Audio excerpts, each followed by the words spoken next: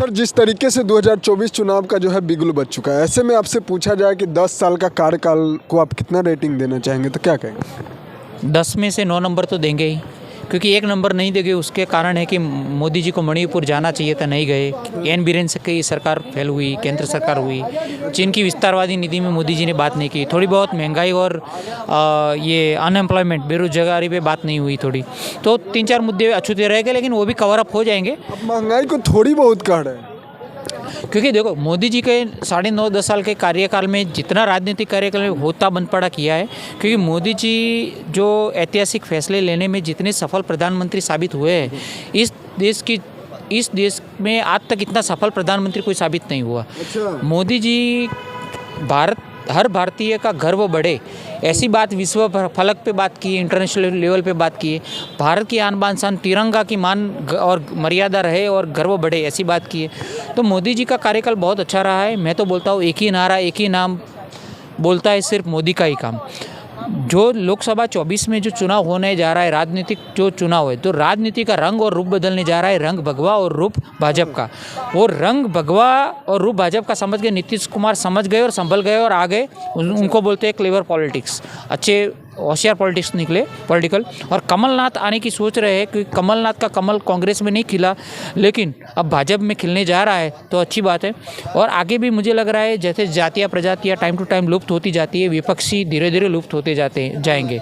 सोनिया गांधी ने अमेठी पे चिट्ठी लिख के बोले कि अमेठी वासियों को कि मैं यहाँ चुनाव लड़ने नहीं जा रही हूँ।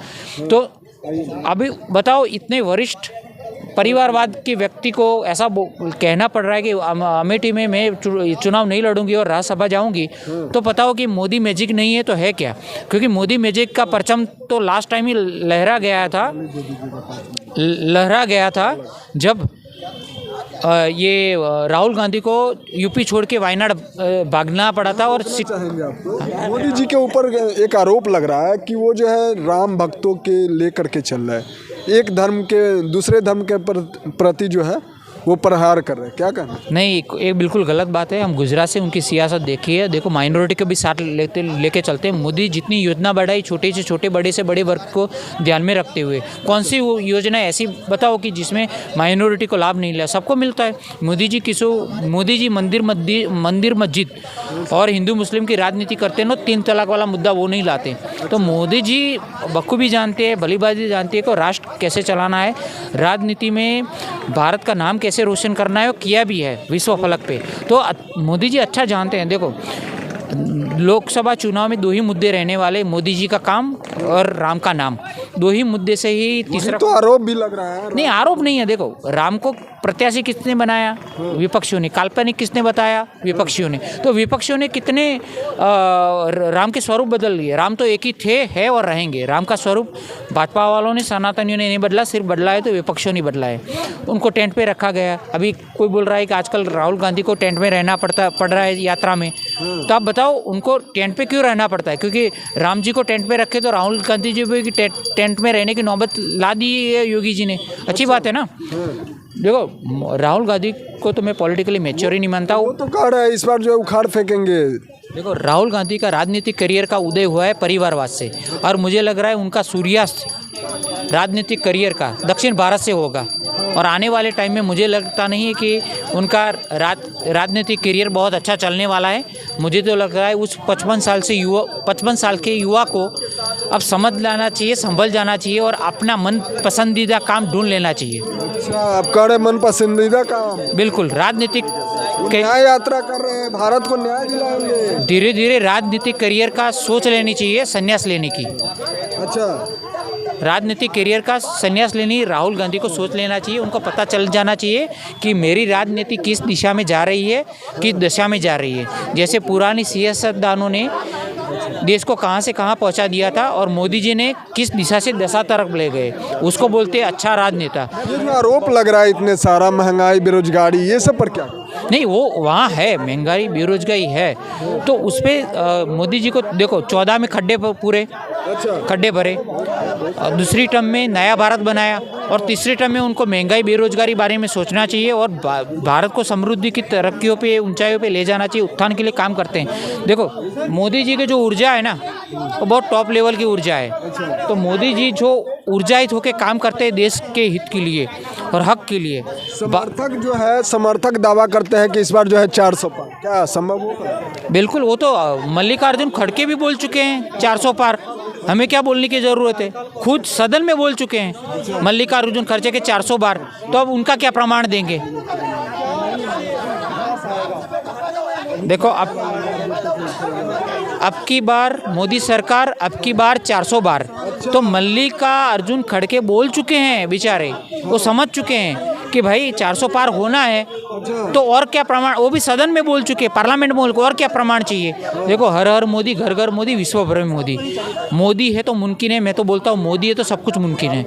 मोदी है जितने छोटे से छोटे, बड़े से बड़े वर्ग को ध्यान में रखते जितनी योजनाएं लाई है ना देश हित, जनहित और समाज हित के लिए, इतने तो हिंदू धर्म में परवाह भी नहीं है। मोदी जी गिनती करने बैठ जाएंगे तो एक धर्म के लिए बैठेंगे। हाँ, आरोप लग रहा है एक धर्म के लिए। नहीं, ऐसी बात नहीं है, बिल्कुल गलत है। तो उज्ज्वला योजना है, आयुष्मान योजना है, क्या उनका लाभ सिर्फ एक ही कम्युनिटी को मिला है? ऐसा नहीं, सब कम्युनिटी को मिला है। लेकिन विपक्षियों के पास, देखो विपक्षियों की सियासत लोगों को समझ में नहीं आती, न उनके पास चेहरा है, न दर्पण है, न लीडरशिप है, न रणनीति है, न कोई स्ट्रेटजी है, कुछ नहीं है। उनके पास चुनाव के लिए कोई मैनिफेस्टो, मतलब कोई रणनीति नहीं है। क्या किस बेस पर चुनाव लड़ेंगे? उनको समझ गए हैं, संभल गए हैं कि देखो एक चुनावी ये होने जा रहा है संग्राम 24 में, तो दो सेनाएं लड़ती हैं, बीजेपी और कांग्रेस ले लो, विपक्ष ले लो। तो ये सेना ने, विपक्ष और कांग्रेस नेता ने, कांग्रेसी सेना ने तो पहले से ही अपने आप को हार में मान लिया है कि हम हारने वाले हैं, पूरी तरह हारने वाले हैं। अभी देख रहे हैं दिल्ली में जो है किसान को नहीं घुसने दिया। जो चुनावी दंगल के पहले ही वो हार एक्सेप्ट कर ली है। हाँ। तो एक कैसी चुनावी माहौल बनेगा उनका? नहीं बनने वाला है। जैसे मोदी जी ने बोला था ना कांग्रेस मुक्त भारत, ऐसे मुझे लग रहा है कांग्रेस मुक्त भारत होने वाला है। डेंगू मुक्त दिल्ली हुआ है और आप मुक्त दिल्ली भी होगा। किसान को क्यों नहीं दिल्ली में आने दिया? देखो किसान का मसला है ना, तो किसान का जो मांगे जायज़ है वो तो मोदी जी को एक्सेप्ट करनी चाहिए। मोदी जी की सारी मिनिस्ट्री अच्छी चल रही है, क्या एग्रीकल्चर मिनिस्ट्री को किसी की बुरी नज़र लग रही है? तो मोदी जी को एग्रीकल्चर मिनिस्ट्री को भी एक्टिव करना चाहिए। हम मोदी जी के अंधभक्त या समर्थक नहीं है, लेकिन जो सच्चा है वो तो बोलेंगे ही। तो मोदी जी की एग्रीकल्चर मिनिस्ट्री को सोचना चाहिए, किसानों के हित और हक की बात रखनी चाहिए। लेकिन अगर एक किसान कोई प्रोजेक्टेड और कुछ पॉलिटिकल एजेंडा के तहत आए हैं तो बिल्कुल गलत है। और इस तरफ तो मुझे ये पॉलिटिकल एजेंडा की बू आ रही है। देखो मुझे लग रहा है someone is funding to them to protest against government, तो बिल्कुल गलत है। मोदी जी न रुके हैं न झुके हैं, मोदी जी वहाँ ही रुके झुके हैं जहाँ उनको सही लगा है। अच्छा, ऐसे में आप जो है गुजरात से आते हैं, गुजरात के 2-3 काम गिनवा सकते हैं? अरे कितने काम, इंफ्रास्ट्रक्चर ले लो, नया गुजरात बना दिया, कितने रोड व्यवस्था हुई, और महिला सुरक्षा की बात है, और वाइब्रेंट गुजरात ले लो। अभी वाइब्रेंट गुजरात हुआ है कुछ दिन पहले ही। तो यूएई के जो जायद बिन सुल्तान ने इन्वेस्टमेंट की बात कही है, तो गुजरात में तो डेवलपमेंट हुआ है। 2024 में गुजरात मॉडल पेश करके तो सत्ता में आए थे। तो अच्छी बात है कि आगे मोदी जी के नेतृत्व में देश बहुत अच्छा चलने वाला है, और देश की दिशा और दशा अच्छे डायरेक्शन में जाएगी। ठीक है, बहुत बहुत।